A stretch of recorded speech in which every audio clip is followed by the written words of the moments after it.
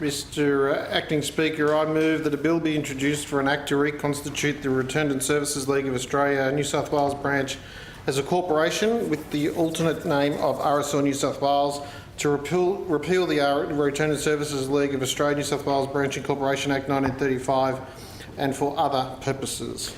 The question is, this bill now be introduced?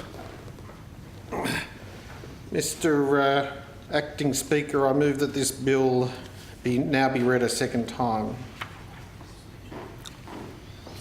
Mr Acting Speaker, before I start the substantive part of my comments, my second reading speech in relation to the RSL New South Wales Bill 2018, can I seek the indulgence of the House to remind members that today, 73 years ago, Prime Minister Ben Chifley said, and I quote, "Fellow citizens, the war is over. The Japanese government has accepted the terms of surrender imposed by the Allied nations and hostilities will now cease." The reply by the Japanese government to the note sent by Britain, the United States, the USSR and China has been received and accepted by the Allied nations. At this moment, let us offer thanks to God. At this moment, let us offer thanks to God. Mr Assistant Speaker, it was Ben Chifley who announced to the people of Australia that the 6 years of aggression in Japan and in Europe were now over. So it is appropriate, Mr Speaker, I believe, that we choose this day, 73rd anniversary of VJ Day, to amend the Returned and Services League Bill and ensure that the survival of this organisation is suitable for the service of our veterans for another 73 years.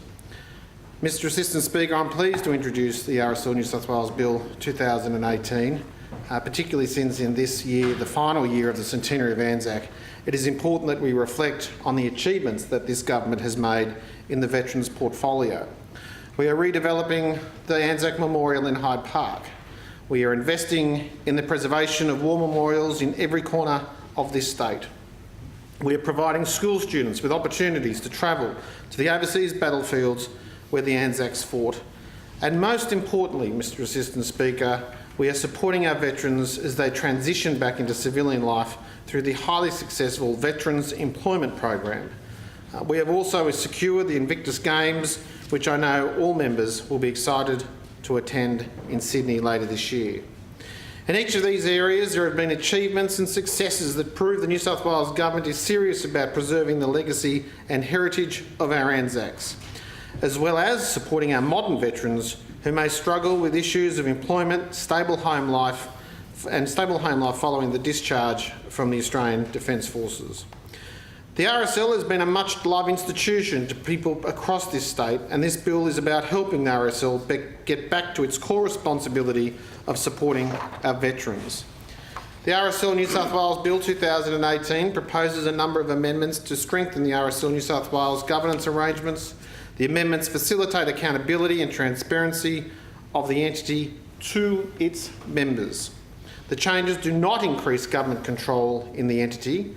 However, RSL New South Wales has been accorded a special place in the cultural life of New South Wales, and consequently the changes facilitate the government having visibility over the entity's dealings and confidence in its corporate governance. The findings of the inquiry under the Charitable Fundraising Act 1991 by the Honourable Patricia Bergen SC, which investigated RSL New South Wales fundraising activities following allegations of financial misconduct, were handed down in a report delivered to the government on the 31st of January 2018 and made public on the 12th of February 2018. Well done. Those findings indicated that the current corporate governance framework of RSL New South Wales is not sufficient to ensure the organisation is accountable to its members. With such serious allegations of misconduct, the government had to take action. The reforms in the RSL New South Wales Bill 2018 aim to assist RSL New South Wales with the reform and rebuilding that was put into evidence during the inquiry. The proposals have been developed closely with the RSL and are intended to support changes that RSL New South Wales is making internally. The bill does not directly address the recommendations of the inquiry, as they concern the charitable fundraising activities more generally, which are regulated by the Charitable Fundraising Act 1991, administered by the Minister for Innovation and Better Regulation. The government response to the recommendations regarding charitable fundraising are currently being considered. The Return and Services League of Australia New South Wales branch is a body corporate established under the Return and Services League of Australia New South Wales Branch Incorporation Act 1935. The RSL New South Wales Bill will repeal and replace the existing Return and Services League of Australia New South Wales Branch Incorporation Act 1935 and modernise the language of the Act constituting the body corporate.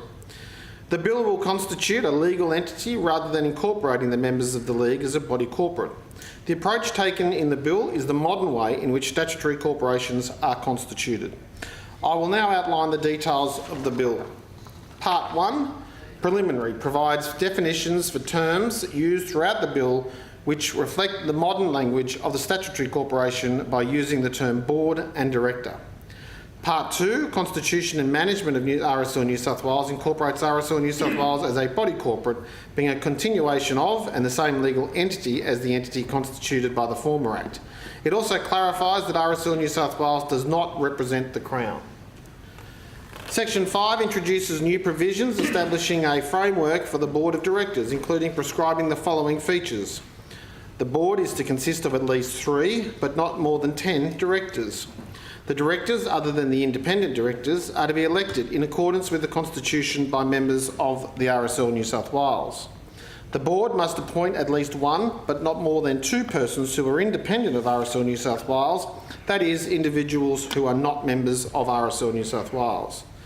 The Board's procedures, including how meetings are called and how business is concluded, are to be determined by the Board. And Part 3, Functions of RSL New South Wales, replicates portions of the former Act in relation to RSL New South Wales being the guardian of the cenotaph in Martin Place and the ANZAC Memorial Building. However, it also adds new provisions requiring RSL New South Wales to prepare an annual report each financial year and provide that report to the Minister. Section 7 ensures that RSL New South Wales has the powers necessary to function as an incorporated body, and these are supplemented by the powers given to all statutory bodies in the Interpretation Act 1987. Section 11 ensures the RSL New South Wales is able to delegate its functions to a director or employee.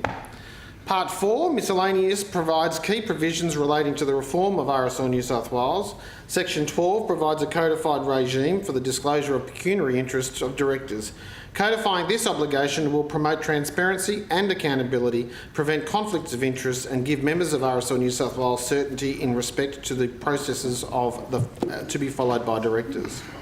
Section 13 provides safeguards from RSL New South Wales members in the event that RSL New South Wales moves to remunerate its directors. This section provides a framework within which director remuneration is to be set and prohibits manifestly excessive remuneration. This framework is subject to any restrictions in the RSL New South Wales Constitution or other laws such as the Charitable Fundraising Act 1991.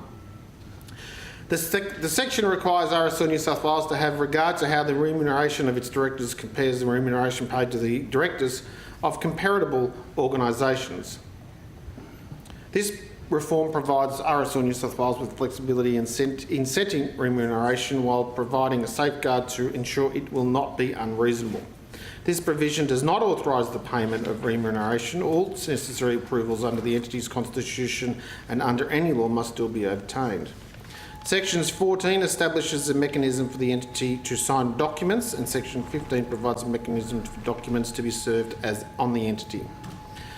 Schedule 1 deals with savings, transition and other provisions. In particular, it provides a mechanism for the transition from the current State Council to the new board and the appointment of the independent directors. The bill omits provisions of the current Act that were transitional from the original incorporation of the League in 1935 and, unlike the current Act, does not seek to replicate issues that are dealt with under Part 8 of the Interpretation Act 1987. Mr. Assistant Speaker, the bill modernises the Establishing Act of RSL New South Wales and makes important reforms to the corporate governance of RSL New South Wales to provide additional accountability of the entity to its members. The amendments will commence at the date of assent, and I need to put on the record my appreciation in particular to the President of the RSL, James Brown, General Counsel Leanne Mayer, and all those who have worked closely with the government on these necessary reforms. In preparing the bill, I need to thank officers from the Department of Justice, including Alexandra Adams from the Office of General Counsel, Carolyn McCannis, and the staff from the Office of Veterans Affairs, and of course to the staff in my own office, Catherine Danks, Tanya Rafale, Shay McLaughlin and Mitchell Clout. Mr Assistant Speaker, I commend the bill to the House.